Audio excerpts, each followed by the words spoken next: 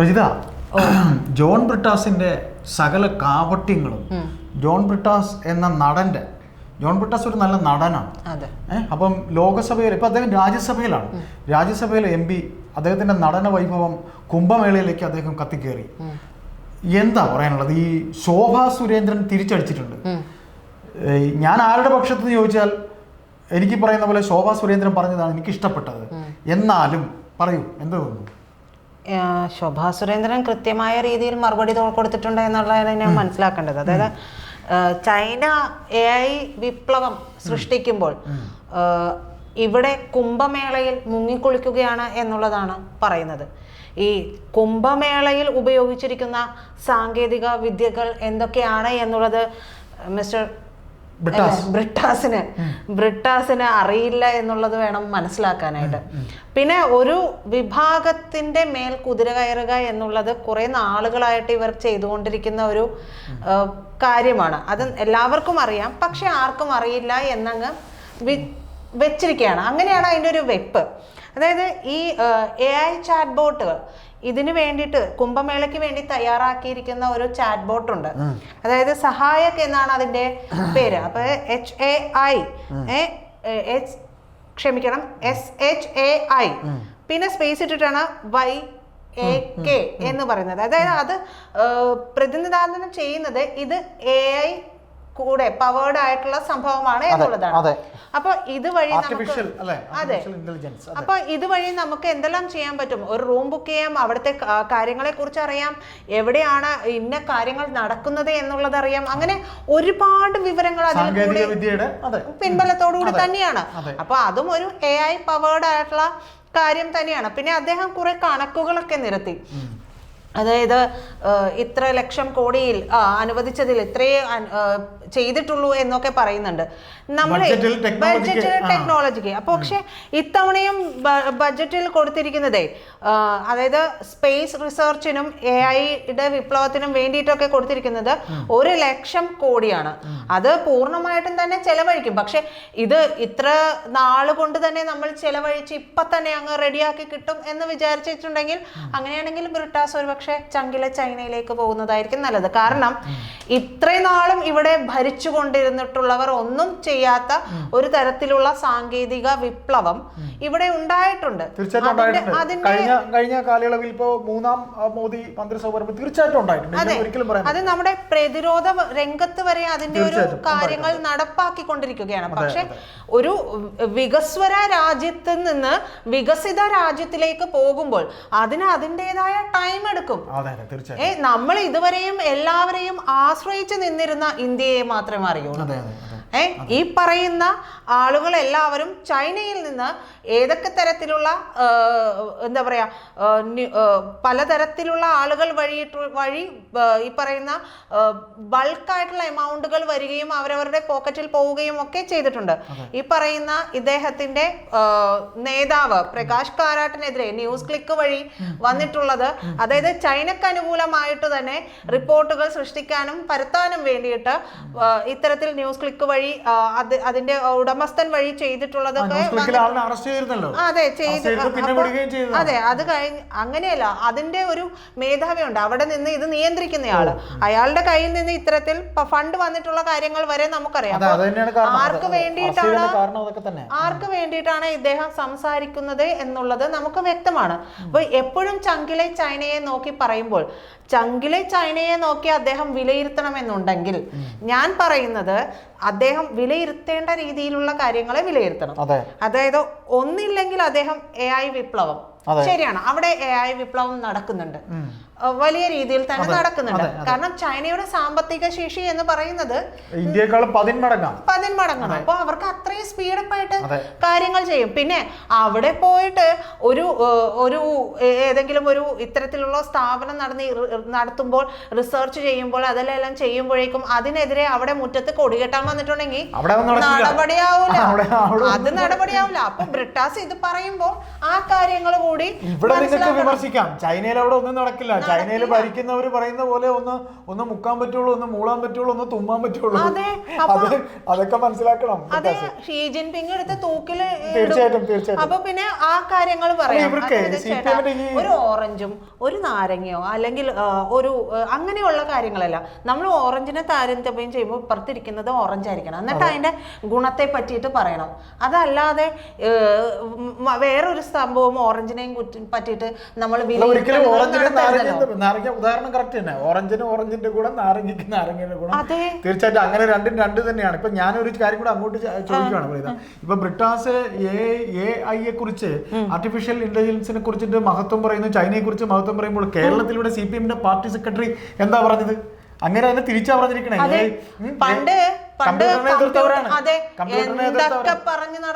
സഖാക്കളൊക്കെ കമ്മിറ്റിക്ക് വന്നിരിക്കുമ്പോ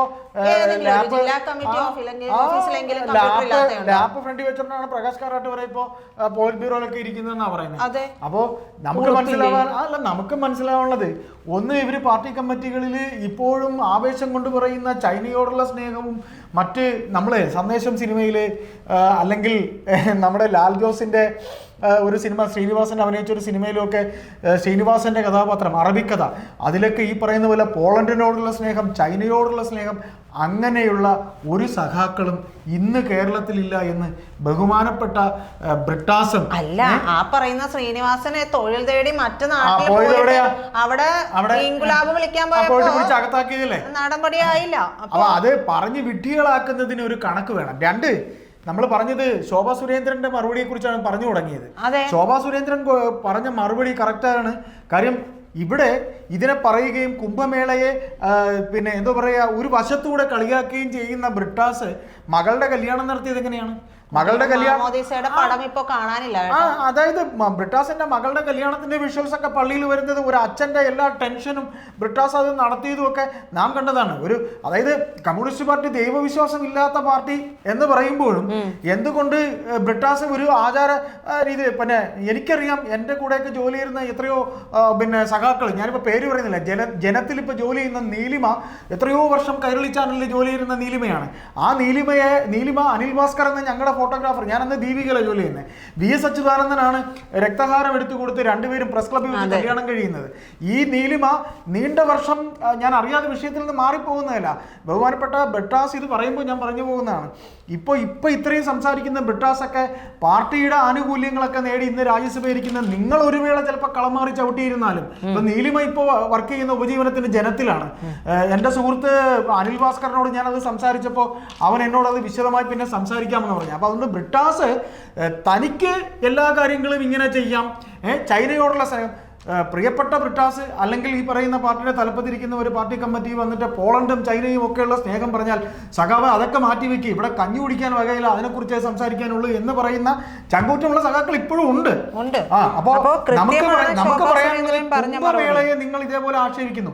ഒരു കാര്യം കൂടെ ശോഭാ സുരേന്ദ്രൻ പറഞ്ഞുകൂടെ പറയുന്നു, നിങ്ങൾ ശബരിമലയിലെ അയ്യപ്പനെ കുറിച്ച് നിങ്ങൾ പറഞ്ഞല്ലോ, അവിടെ അത്രയും നിങ്ങൾക്ക് ചങ്കൂറ്റുണ്ടെങ്കിൽ ശബരിമലയിൽ ഇരിക്കുന്ന ഭണ്ഡാരപ്പെട്ടി എടുത്തങ്ങ് മാറ്റി വെച്ചോ, ആ വരുമാനത്തിലാണല്ലോ നിങ്ങൾ. അതെ, അതിലേക്ക് ഞാൻ വരാന്ന് വിചാരിക്കുകയായിരുന്നു. അപ്പോൾ ഈ പറയുന്ന പോലെ കുംഭമേളയിലെ കാര്യം പറയുന്നു. കുംഭമേളയിലെ ചേട്ടൻ അറിയാമോ 2700-ലധികം AI ക്യാമറകളാണുള്ളത്.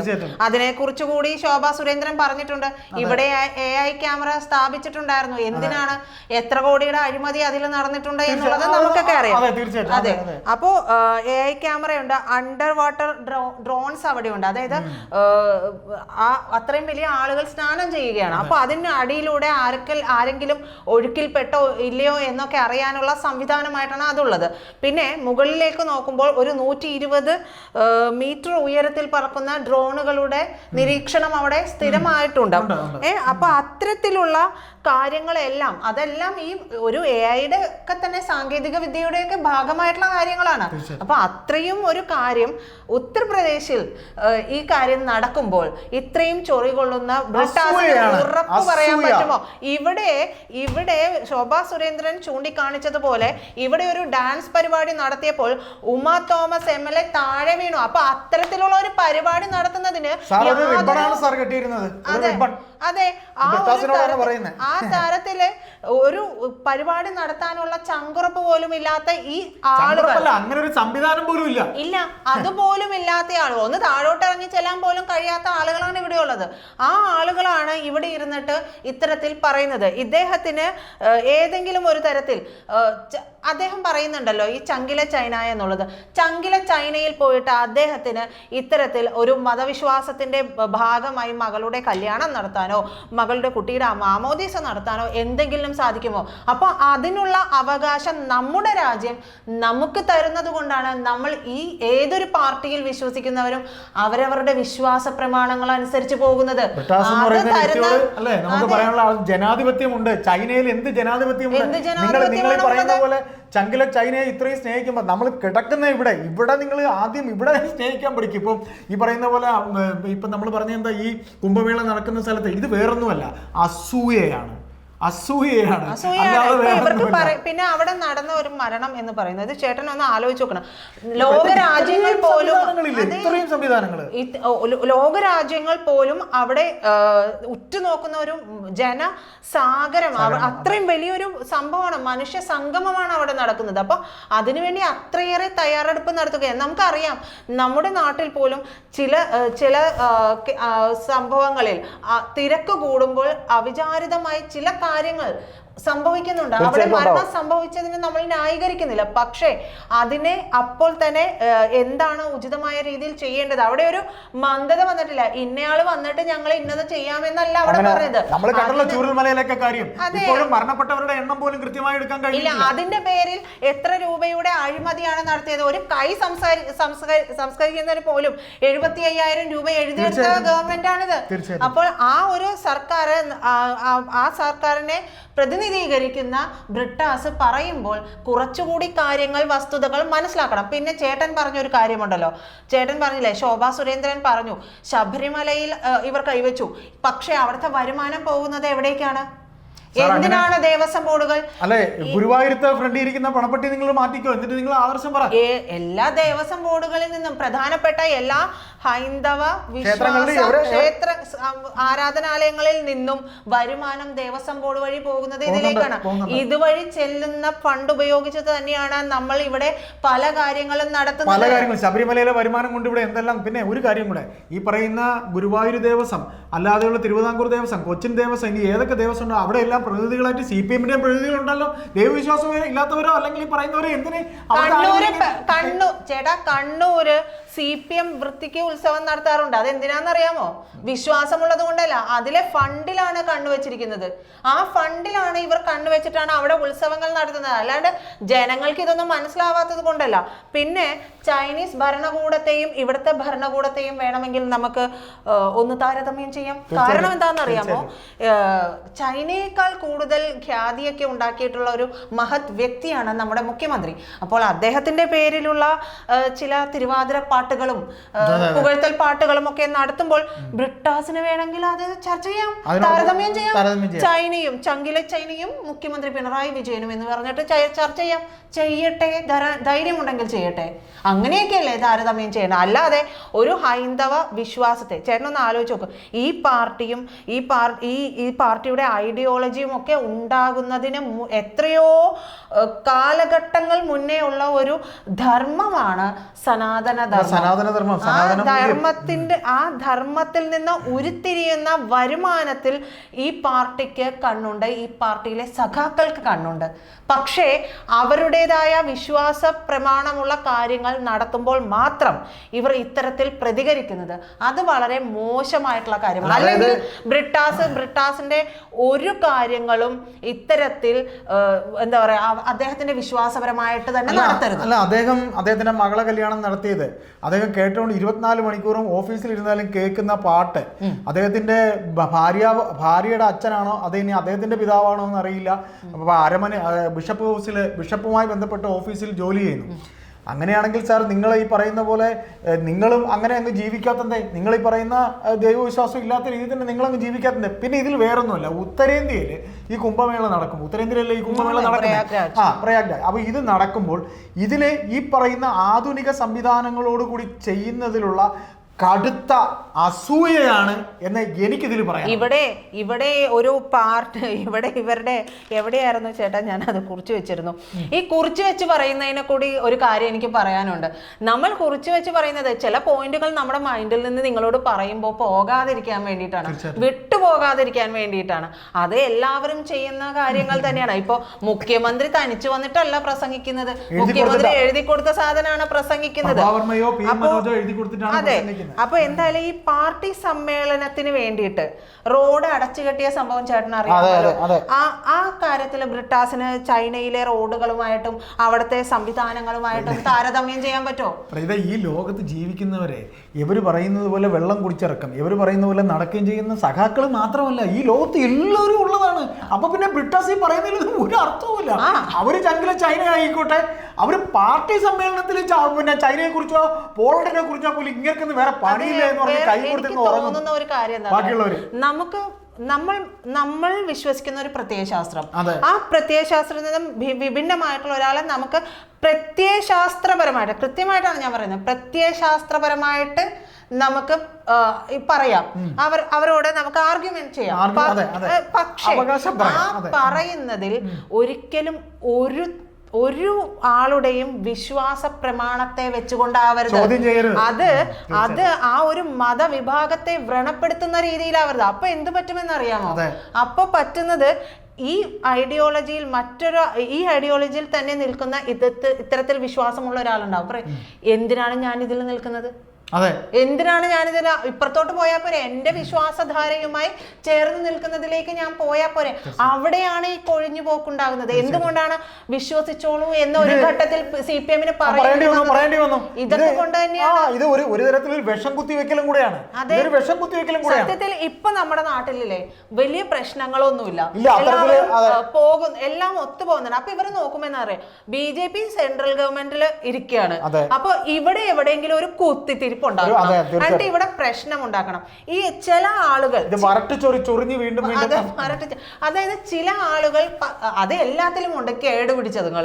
അത് ഒരുപക്ഷെ നമ്മൾ ഈ പറയുന്നത് മോദി പോലും അറിഞ്ഞിട്ടായിരിക്കില്ല. ഏതെങ്കിലും ഭാഗത്ത് നിന്ന് ചില ആളുകൾ എന്തെങ്കിലും പറയുന്നു എന്നല്ലാതെ മറ്റു ഒരു പ്രധാനപ്പെട്ട നേതാക്കളും ഒരു മതത്തിനെ എന്താ പറയാ മതത്തിന്റെ വിശ്വാസത്തെയൊന്നും ആരും ഇങ്ങനെ അത് ഈ BJP സർക്കാർ വന്നതിന് ശേഷം ഉണ്ടായിട്ടില്ല.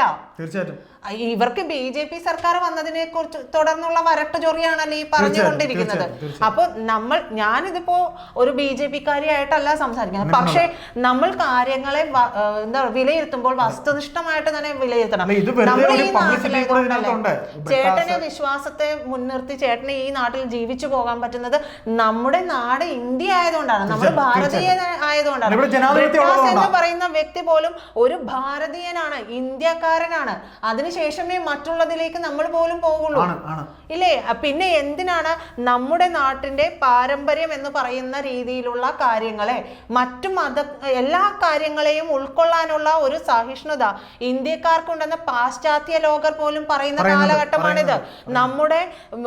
നമ്മളുടേതായ ഓരോരോ കാര്യങ്ങളെ പറ്റി, മഹാഭാരതത്തെയും രാമായണത്തെ പറ്റിയൊക്കെ അവരവിടെ പഠിപ്പിക്കുമ്പോൾ നമ്മളിവിടെ നിന്ന് അപ്പുറത്ത് പോയി നിന്നിട്ട് പറയുന്നത് നമ്മുടെ നാടിനെ കുറച്ച് കാണിക്കുന്ന കാര്യങ്ങളാണ്. അത്തരത്തിലല്ല. ഈ കുംഭമേള നടക്കുന്നതിനെ കുറിച്ചുള്ള എത്രയോ കാര്യങ്ങളുണ്ട്. അതിനെ കുറിച്ച് പഠിച്ചതിന് ശേഷം പ്രതികരിക്കാമല്ലോ. തീർച്ചയായിട്ടും ഇതിന്റെ ഈ മറ്റു വശങ്ങളെ കുറിച്ച് കൂടെ നിങ്ങൾ പഠിച്ചിട്ട് നിങ്ങൾ പ്രതികരിക്കണമായിരുന്നു. ഈ പറയുന്ന പോലെ ചുമ്മാ ഒരു പബ്ലിസിറ്റിക്ക് വേണ്ടി ഏതായാലും ഈ വിഷയത്തിൽ എന്തായാലും നമുക്ക് ഇത് സംസാരിച്ച് എനിക്ക് പറയാൻ പറ്റൊന്നുമില്ല. നമ്മൾ ഒരു കാര്യത്തിന് ഞാൻ നേരത്തെ പറഞ്ഞതിൽ തന്നെയാണ് എനിക്ക് പറയാനുള്ളത്. നമ്മൾ ഇപ്പോൾ സമാധാനപൂർവ്വമായിട്ട് മറ്റു ലോകരാജ്യങ്ങളിൽ വെച്ച് നോക്കിയാൽ പോലും നമ്മുടെ നാട്ടിലുള്ള സമാധാനം പല ലോകരാജ്യങ്ങളിലും ഇല്ല.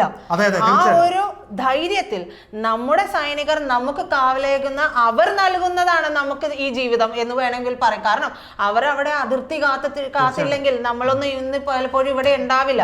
അപ്പോൾ അവരെ കൂടെ മാനിച്ചുകൊണ്ട് നമ്മൾക്ക് നമ്മുടെ വിശ്വാസത്തിലും ഒക്കെ പോകാൻ കഴിയുന്ന ഒരു രാജ്യത്ത് നമ്മൾ താമസിക്കുമ്പോൾ അതുകൂടി മനസ്സിലാക്കി വേണം ഒരു രാജ്യസഭ MP എന്നുള്ള നിലയിൽ അദ്ദേഹം സംസാരിക്കാൻ എന്ന് ബഹുമാനപ്പെട്ട ബ്രിട്ടാസ്, താങ്കൾ മനസ്സിലാക്കാനുള്ള താങ്കൾ ഇന്ത്യയിൽ ജനിച്ച ഒരു ഇന്ത്യക്കാരനാണ്. താങ്കൾ ഇപ്പോഴും മറ്റേ ചങ്കിലെ ചൈനയും കൊണ്ട് നടന്ന് ചൈനയിൽ അത് ചെയ്യുമ്പോൾ ഇവിടെ ഇത് ചെയ്യുന്നില്ല എന്നൊക്കെ പറയുമ്പോഴേ തീർത്തും ഒരു പരിഹാസത്തിലേക്കാണ് താങ്കൾ. ചേട്ടാ, നമ്മുടെ GDP വളർന്നുകൊണ്ടിരിക്കുന്നത് 3-ാം സ്ഥാനത്തേക്കാണ്. ഒരു 10 വർഷം കൊണ്ട് GDP-യുടെ ഉയർച്ച ഇത്രത്തിലേക്ക് എത്തുമ്പോൾ ഇന്ത്യ വികസിക്കുന്നില്ല എന്ന് പറയരുത്. ചില കാര്യങ്ങളിൽ നമുക്ക് കടമ്പകളുണ്ട്. ആ കടമ്പ കടന്നെത്താനായിട്ട് ആ സമയമെടുക്കും. അതിന് ഒന്നും പറയാനില്ല.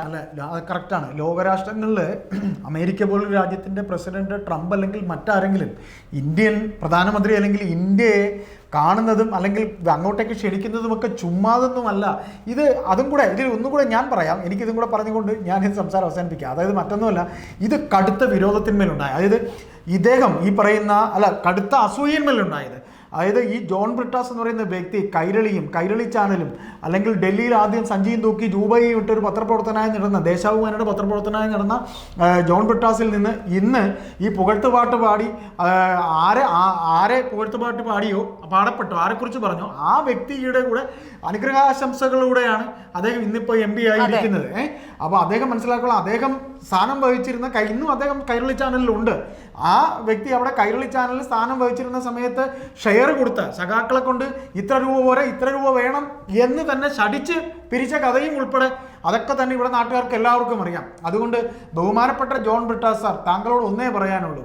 ബഹുമാനം കൊണ്ട് അല്ലെങ്കിൽ ആക്ഷേപിച്ചോ പറയുന്നില്ല. താങ്കൾ ഇതൊക്കെ പറയുമ്പോൾ താങ്കൾ ജീവിക്കുന്നത് ഇന്ത്യയിലാണെന്നും ഇന്ത്യക്കാരനാണെന്നും ഒരു ബോധം. നിങ്ങൾ ചങ്കിലെ ചൈനയെ സ്നേഹിച്ചോളൂ, പറഞ്ഞോളൂ. ഇവിടെ കിട്ടുന്ന ജനാധിപത്യവും ഇവിടെ കിട്ടുന്ന ഒന്നും നിങ്ങൾക്ക് ചങ്കിലെ ചൈനയിലൊന്നും കിട്ടാൻ പോകുന്നില്ല. അത്രയേ ഉള്ളൂ.